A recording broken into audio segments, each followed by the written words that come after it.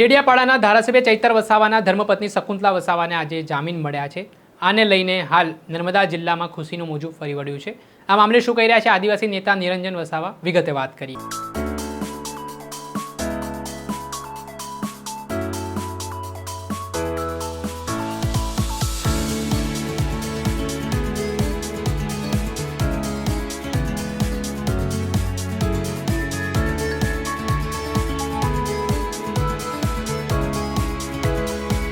દર્શક મિત્રો, સ્કાયનેટ મીડિયામાં આપનું સ્વાગત છે।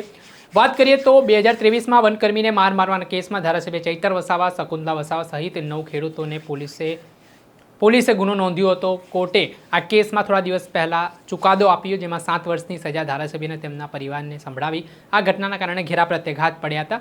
આ મામલો ગુજરાત હાઈકોર્ટમાં ચાલી રહ્યો હતો અને ગુજરાત હાઈકોર્ટે બંને પક્ષોની દલીલ સાંભળીને આજે મહત્વનો ચુકાદો આપ્યો અને શકુંતલા વસાવાને જેલમુક્ત કરવાનો આદેશ કરવામાં આવ્યો। આ બાદ આદિવાસી નેતા નિરંજન વસાવાની પ્રતિક્રિયા સામે આવી રહી છે। શું કહી રહ્યા છે તો તેમને સાંભળો।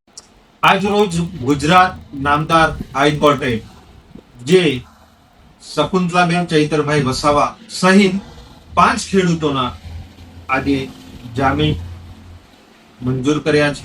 એ બદલ અમે હાઈકોર્ટનો ખૂબ ખૂબ આભાર માનીએ છીએ। અમે અગાઉ પણ કહેતા હતા કે ચૈતરભાઈ નિર્દોષ છે। આ તાનાશાહી સરકાર દ્વારા એમને ખોટી રીતે ફસાવાનો આ એક ષડયંત્ર છે।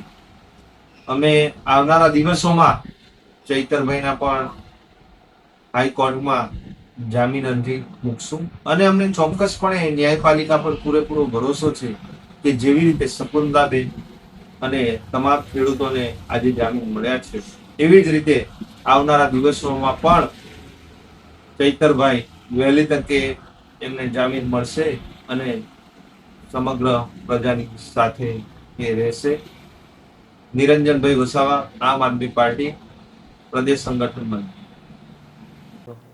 જ્યાં આપણે સાંભળ્યા હતા આદિવાસી નેતા નિરંજન વસાવા, હાલ તેમનું મહત્વનું નિવેદન સામે આવ્યું છે અને જે જેલમુક્ત થયા છે શકુંતલા વસાવા, તેને લઈને હાલ આદિવાસી વિસ્તારોમાં માહોલ છે તે જબરજસ્ત જોવા મળી રહ્યો છે અને આના સંદર્ભમાં ચૈતર વસાવા જે હાલમાં જેલમાં બંધ છે તેને લઈને પણ તેમણે વાત કરી છે। દર્શક મિત્રો, આવા જ વિડીયો જોવા માટે સ્કાયનેટ મીડિયા જોતા રહો, લાઇક કરો અને વધુમાં વધુ શેર।